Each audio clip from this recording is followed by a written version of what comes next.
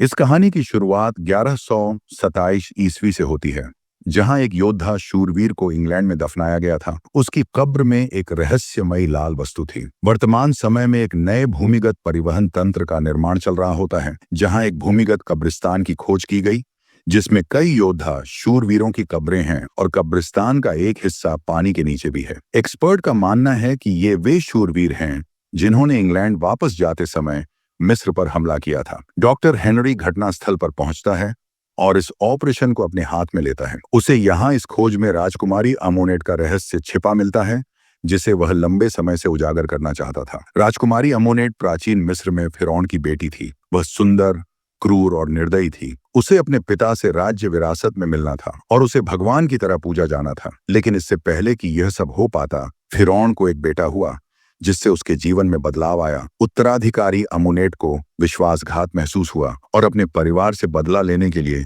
उसने मृत्यु के देवता सेठ के साथ एक समझौता किया। सेठ उसे अपने परिवार को मारने और अपना बदला लेने की शक्ति देगा। उसके बदले सेठ को दुनिया में एक नश्वर मनुष्य रूप दिलाने में मदद करेगी और वे साथ में दुनिया से अपना बदला लेंगे। इससे पहले कि अमोनेट अपने सौदे का हिस्सा पूरा कर पाती, उसे मिस्र के पुजारियों ने पकड़ लिया और उसके पापों के लिए जिंदा मम्मी बना दिया और पुजारी ने उसे मिस्र से कहीं दूर दफना दिया। वर्तमान में अमेरिकी सेना के अधिकारी निक और क्रिस संभावित साइट का पता लगाने के लिए निकलते हैं, जहां अमानेट को दफनाया गया था, क्योंकि हेनरी उन्हें इस काम के लिए भुगतान कर रहा है। ये काम किताबों से पूरी तरह से बाहर है और यह जगह विद्रोही सैनिकों से भरी हुई है, जिससे क्रिस हिचकिचाता है, लेकिन निक उसे अपने साथ चलने के लिए मजबूर करता है। अब दोनों गोलीबारी में फंस जाते हैं और विद्रोहियों को तितर बितर करने के लिए हवाई हमले के अलावा कोई विकल्प नहीं होता। हवाई हमले से अमोनेट की कब्र का पता चलता है और निक पूरी तरह से कब्र में गिर जाता है। निक और क्रिस के सुपीरियर कर्नल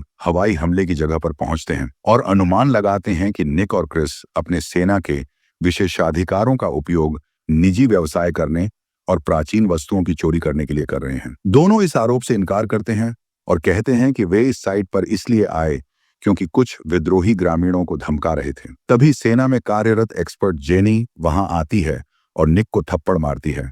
वह कहती है कि कुछ रात पहले बगदाद में निक के साथ थी और निक ने उससे एक नक्शा चुराया था। अब वह जमीन में गड्ढे को देखती है और चौंक जाती है, क्योंकि कब्र मिस्र की प्रतीत होती है, जिसका कोई मतलब नहीं है क्योंकि वे फारसी भूमि में हैं। वह कर्नल को बताती है कि उसका काम कीमती कलाकृतियों को सुरक्षित रखना है, इसलिए वह उस गड्ढे में जाना चाहती है। कर्नल निक और क्रिस को उसके साथ जाने का आदेश देता है और उन्हें चेतावनी देता है कि वे वहां 2 घंटे से ज्यादा नहीं रुक सकते हैं। अब वह तीनों कब्र में जाते हैं। निक देखता है कि कमरे की छत से पारा गिर रहा है। जेनी बताती है कि मिस्रवासियों का मानना था कि इससे बुरी आत्माएं दूर रहती हैं। पारे के बारे में जानने के बाद वे एक नहर प्रणाली का अनुसरण करते हैं और एक दूसरे कक्ष में पहुंचते हैं, जहां क्रिस गुप्त रूप से कंकालों से आभूषण चुराता है, जबकि जेनी देखती है कि रखवाली करने वाली मूर्तियां पारे के कुंड की ओर मुंह करके खड़ी हैं और किसी के परलोक में जाने के लिए कोई तैयारी नहीं की गई। वह निष्कर्ष निकालती है कि यह कोई कब्र नहीं बल्कि एक जेल है। पारे के कुंड की ओर जाने वाली जंजीरें किसी को बाहर खींचने के लिए नहीं बल्कि किसी को नीचे दबाए रखने के लिए है। तभी कर्नल रेडियो पर तीनों को बाहर निकलने का मैसेज देता है, क्योंकि कुछ विद्रोहियों को इस ओर आते हुए देखा गया है। तभी जेनी कहती है कि उस मरकरी में क्या है। क्रिस और जेनी इस बारे में बहस करते हैं, लेकिन निक उस घिरनी प्रणाली को समझ लेता है जो वस्तु को नीचे पकड़े हुए हैं। वह उस पर गोली चलाता है। तभी एक ताबूत बाहर आ जाता है। अचानक गुफा में हर दिशा से मकड़ियां आने लगती हैं और उनमें से एक ने क्रिस को काट लेती है, जिससे क्रिस निराश हो गया और उन पर गोली चलाना शुरू कर दिया। निक ने उसे शांत रहने के लिए कहा, क्योंकि ये मकड़ियां जहरीली नहीं है। फिर निक ने ताबूत की ओर देखा और अचानक उसे एक दृष्टि मिली जिसमें अमोनेट उसे देखने आती है और वह उससे कहती है कि वह वही है जिसने उसे मुक्त कर दिया है, इसीलिए वह उसका पसंदीदा है। उसे जेनी द्वारा वास्तविकता में वापस लाया जाता है, जो उसे बताती है कि उन्हें यह कब्र अपने साथ ले जानी होगी। निक हिल जाता है, लेकिन वह कर्नल को संदेश देता है, जो इस उद्देश्य के लिए एक हेलीकॉप्टर को बुलाता है। अब ताबूत को हवा में ऊपर उठाया जाता है। निक ने देखा कि कौवे इसके चारों ओर चक्कर लगा रहे हैं। अब निक, क्रिस, जेनी और कर्नल हवाई पट्टी पर पहुंचते हैं। ठीक उसी समय जब रेत का तूफान आ रहा होता है, वे ताबूत को विमान में लोड करते हैं और खुद भी घर जाने के लिए उसमें सवार हो जाते हैं। क्रिस की हालत बिगड़ रही है, लेकिन कोई मदद नहीं मिल रही। विमान में यह पता चलता है कि निक जेनी से फिर से जुड़ने की कोशिश करता है और कहता है कि उसने उससे नक्शा चुरा लिया है, लेकिन उसके लिए उसकी भावनाएं वास्तविक हैं। जेनी उसे बदला नहीं लेती है, क्योंकि निक बेदर्दी से पुरातत्व संबंधी कलाकृतियां चुराता और बेचता है। जेनी ताबूत पर लिखे शिलालेखों को पढ़ती है जो अमोनेट की कहानी बताते हैं, तो निक को एक दृष्टि मिलती है जिसमें वह कहानी देखता है। इस कहानी में वह आदमी है जिसे अमोनेट दूसरी दुनिया में लाने के लिए इस्तेमाल कर रही है। क्रिस अचानक उठता है और बिना सोचे समझे चाकू से ताबूत खोलने की कोशिश करता है। कर्नल उसे रोकता है, लेकिन वह उसे चाकू मार देता है। फिर वह निक और अन्य लोगों को मारने की कोशिश करता है। तभी निक उसे गोली मार देता है। अचानक हजारों कौवे आते हैं जो सीधे हवाई जहाज से टकराते हैं, उसकी खिड़कियां और इंजन को नष्ट कर देते हैं। विमान इंग्लैंड के ऊपर दुर्घटनाग्रस्त होने लगा। इसके दौरान निक जेनी पर पैराशूट लगाने में कामयाब हो गया और उसे सुरक्षित बाहर धकेल दिया।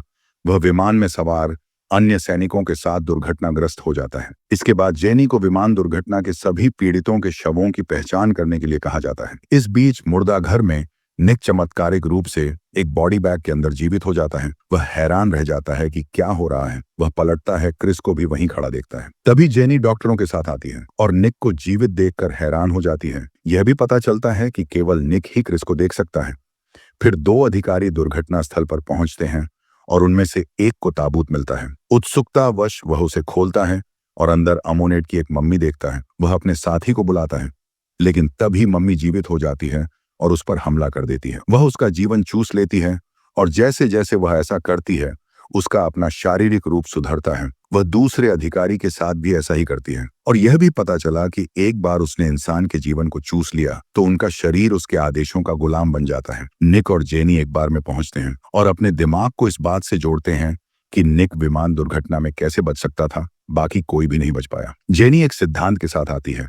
वह बताती है कि एक मिस्र की राजकुमारी को जानबूझकर इतिहास की किताबों से मिटा दिया गया था और वह बताती है कि अमोनेट वह राजकुमारी थी। उसने एक विशेष खंजर का इस्तेमाल करके सेठ को दुनिया में लाने की कोशिश की थी। पुरातत्वविदों का मानना था कि रत्न खंजर से अलग हो गया था और बाद में शूरवीर द्वारा चुरा लिया गया था, जिन्होंने इसे अपने एक शूरवीर के साथ दफना दिया था। वह जानती है कि हाल ही में कुछ नए शूरवीर कब्रों की खोज की गई थी और रत्न भी वहां पाया जाएगा। जेनी निष्कर्ष निकालती है कि गलती से यहाँ एक महान शक्ति जागृत हो गई हो, जिससे देवता बहुत क्रोधित हो गए हैं। निक हर जगह क्रिस को देखता रहता है। वह बाथरूम में जाता है और क्रिस को आईने में देखता है। निक सोचता है कि वह पागल हो रहा है, लेकिन क्रिस कहता है कि दोनों अमानेट द्वारा शापित हैं और जब तक निक ठीक वैसा नहीं करता जैसा उसने योजना बनाई है, उसके लिए चीजें बदतर होती जाएंगी। इस बीच जेनी हेनरी को कॉल करती है और हेनरी उसे निक को पास लाने और निक को बहुत ज्यादा न बताने के लिए कहता है। निक एक गली में चला जाता है और अमोनेट हजारों की संख्या में वहां पहुंचती है और निक पर हमला करते हैं, लेकिन यह पता चलता है कि यह एक दृष्टि है जो निक को आ रही है। जेनी उसे एक आती हुई कार से बचाती है। वे क्रोधित हो गए। वह उसे बताता है कि उसका सिद्धांत सही है। वह देवताओं के दर्शन के बारे में बताता है। जेनी उसे कहती है कि शायद तुम्हें पारा विषाक्तता हो गई है। अब वह कहता है कि उसे ताबूत देखने जाना होगा, क्योंकि जब वह अमोनेट का कंकाल देखता है तो वह खुद को यह समझाने में सक्षम हो जाएगा कि यह सब उसके दिमाग में है। इस बीच अमोनेट ने कई अन्य लोगों की जान ले ली है और अपने भौतिक रूप को काफी हद तक वापस पा लिया है। जेनी और निक दुर्घटना स्थल पर पहुंचते हैं और जेनी उस ओर जाती है जहां ताबूत होता है, लेकिन निक पास के चर्च की ओर आकर्षित होता है और उसे एक अमोनेट का स्वप्न आता है। जब वह वास्तविकता में लौटता है तो वह खुद को चर्च के अंदर पाता है, जहां अमोनेट के दास उसे पकड़ लेते हैं।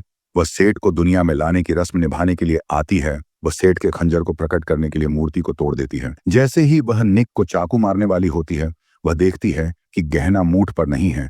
वह निराश हो जाती है। जेनी चर्च में आती है और अमोनेट उसके पीछे जाती है। निक मम्मियों से लड़ता है और जेनी को बचाता है। वे दोनों गाड़ी लेकर भाग जाते हैं। जेनी का मानना है कि अमोनेट निक के दिमाग में है, लेकिन अचानक उसे एहसास होता है कि वह चर्च में वापस चला गया है। यह साबित करता है कि अमोनेट वास्तव में उसके दिमाग में है। निक और जेनी फिर से गाड़ी चलाते हैं, लेकिन अमोनेट की मम्मियां उनका पीछा करती हैं, जिसके कारण गाड़ी दुर्घटनाग्रस्त हो जाती है। अमानेट आती है और निक को अपने वश में कर लेती है, लेकिन जैसे ही वह जेनी को मारने वाली होती है, विशेष हथियारों से लैस पुरुषों का एक समूह आता है। पुरुष निक को बेहोश कर देते हैं और अनजान जगह पर ले जाते हैं, जहां उसकी मुलाकात हेनरी से होती है। ये पता चलता है कि वह प्रोडिजियम का प्रमुख है, जो बुराई को बेअसर करने के लिए समर्पित है। हेनरी खुद एक बुरी बीमारी से संक्रमित है, जिसे वह एक विशेष सीरम के साथ नियमित रूप से बेअसर करता है। फिर पता चलता है कि जेनी इस पूरे समय प्रोडिजियम के लिए काम कर रही थी। हेनरी निक को दिखाता है कि उन्होंने अमोनेट को पकड़ लिया है और उसकी नसों में लिक्विड पारा भरने की तैयारी कर रहे हैं। फिर पारा जम जाएगा और उसे मार देगा। अमोनेट निक से बात करती है और उसे बताती है कि जब सेठ उसके पास होगा तो वह अमर हो जाएगा, जीवन और मृत्यु पर अधिकार कर लेगा, वह उसकी रानी होगी और वे दोनों मिलकर दुनिया पर राज करेंगे। निक उसके पास जाता है, पारा उसे जलाने लगता है। निक हेनरी से इसे रोकने की विनती करता है, जो हेनरी को आकर्षित लगता है। इसके बाद हेनरी के आदमियों ने खंजर के रत्न की खोज की। इस बीच अमोनेट जेनी को इशारा करती है कि खंजर, रत्न और निक उसके चुने हुए सुविधा पर आने वाले हैं। जेनी को एहसास होता है कि हेनरी सेठ को निक पर कब्जा करने की अनुमति देना चाहता है ताकि वह मानव रूप में हो और वे उसे मार सकें। वह हेनरी से इस बारे में बात करती है। हेनरी तर्क देता है कि निक किसी भी तरह से मर चुका है। निक क्रोधित हो जाता है और हेनरी का सीरम छीन लेता है, जब तक वह एक अलग योजना के लिए सहमत नहीं हो जाता है। लेकिन इससे वह अपने बुरे रूप मिस्टर हाइड में बदल जाता है। जेनी और एक गार्ड बाहर भागते हैं क्योंकि कमरे में राक्षस को अंदर रखने के लिए सील करना शुरू हो जाता है, लेकिन निक अंदर फंस जाता है। इस बीच अमोनेट एक तकनीशियन को अपने वश में कर लिया और कुछ संघर्ष के बाद निक मिस्टर हाइड से लड़ने और सीरम का इंजेक्शन लगाने में कामयाब हो जाता है और वह जैकल को बेहोश कर देता है। जेनी आती है और कहती है कि उन्हें क्रूसेडर नाइट्स की कब्र पर जाना होगा और रत्न को नष्ट कर दें। एक बार रत्न चला गया तो अभिशाप समाप्त हो जाएगा। दोनों कब्र की ओर जा रहे हैं, तभी अमोनेट अपनी सारी शक्तियों को बुलाती है और पूरे लंदन में एक विशाल रेतीला तूफान पैदा कर देती है। निक और जेनी अलग हो जाते हैं। तभी क्रिस प्रकट होता है और निक को अपने पीछे आने के लिए कहता है। उसे पता है कि पत्थर कहाँ है। यह पता चलता है कि क्रिस झूठ बोल रहा था। वह सिर्फ निक और जेनी को अमोनेट तक पहुंचाने की कोशिश कर रहा था। इस बीच अमोनेट अपनी शक्तियों का उपयोग क्रूसेडर नाइट्स की लाशों को गुलाम बनाने के लिए करती है, जो लंदन में उसे रत्न पहुंचाने में मदद करते हैं। और भूमिगत अमोनेट की ममियां जेनी पर हमला करती हैं, लेकिन निक उसे बचाने के लिए समय पर पहुंच जाता है। हालांकि एक मम्मी उन्हें दीवार में धकेल देती है, जो उन्हें कब्रिस्तान के पानी के नीचे वाले हिस्से में ले जाती है। निक जेनी को फिर से बचाता है, लेकिन फिर अमोनेट उनके पीछे आती है और जेनी को पानी में खींच ले जाती है। निक उसका पीछा करता है, वह उन्हें देखता है, लेकिन अपनी सांस को ज्यादा देर तक नहीं रोक पाता है। वह वापस सतह पर जाता है और फिर नीचे आता है और जेनी के शरीर को कुछ दूरी पर लटका हुआ पता है। वह उसके पास पहुंचने वाला होता है, लेकिन अधिक क्रूसेडर ममियां उसे रोकने के लिए आती हैं। वह उनसे आगे निकलने में कामयाब हो जाता है और जेनी के शरीर को सतह पर ले आता है, लेकिन तब तक बहुत देर हो चुकी थी। वह पहले ही मर चुकी थी। अमोनेट प्रकट होती है और उसे सांत्वना देती है। वह उसे जेनी के बारे में भूल जाने और उसके प्यार के आगे झुकने के लिए कहती है, लेकिन जब वह उसे देखता रहता है तो वह नाराज हो जाती है। वह उसे इसके लिए सजा देती है, लेकिन इस हाथापाई के दौरान वह उससे खंजर चुराने में कामयाब हो जाता है। वह पत्थर को नष्ट करने वाला होता है, लेकिन अमोनेट उसे याद दिलाती है कि अगर वह सेठ को अपने पास रखने की अनुमति देता है तो उसके पास जीवन और मौत पर शक्ति होगी। निक को एहसास होता है कि जेनी को बचाने का यही एकमात्र मौका है और वह खुद को चाकू मार लेता है। सेठ निक के शरीर पर कब्जा कर लेता है और अमोनेट के लिए अपने प्यार का इजहार करता है। निक के पास इस मामले में कोई विकल्प नहीं है। हालांकि जेनी के शरीर को देखने से निक वापस नियंत्रण में आ जाता है। निक सेठ की शक्ति का इस्तेमाल करके अमोनेट के शरीर से जीवन खींचता है और जेनी में फिर से वही जीवन फूंकता है। जेनी वापस जीवन में आती है और तुरंत निक की तलाश करती है। वह उसे एक छाया में छिपा हुआ पाती है और उसके पास जाती है, लेकिन वह उसे दूर रहने के लिए कहता है, क्योंकि वह नहीं जानता कि वह अब क्या है और वह उसे चोट नहीं पहुंचाना चाहता है। वह उसे बताता है कि वह उससे प्यार करता है और काश उनके पास और समय होता। हेनरी और उसके आदमियों के आने से पहले ही निकल जाते हैं। हेनरी और जेनी चर्चा करते हैं कि निक कहाँ हो सकता है। हेनरी कहता है कि वह अब एक राक्षस है, लेकिन उसका जो हिस्सा अभी भी इंसान है। वह दुनिया भर में उसका इलाज ढूंढने जाएगा। मिस्र में निक क्रिस के साथ रेगिस्तान के माध्यम से पिरामिड की ओर जाने के लिए तैयार हो रहा है, जिसे उसने वापस जीवित किया था। दोनों रेगिस्तान के माध्यम से सवारी करते हैं। इसी के साथ ये मूवी खत्म होती है।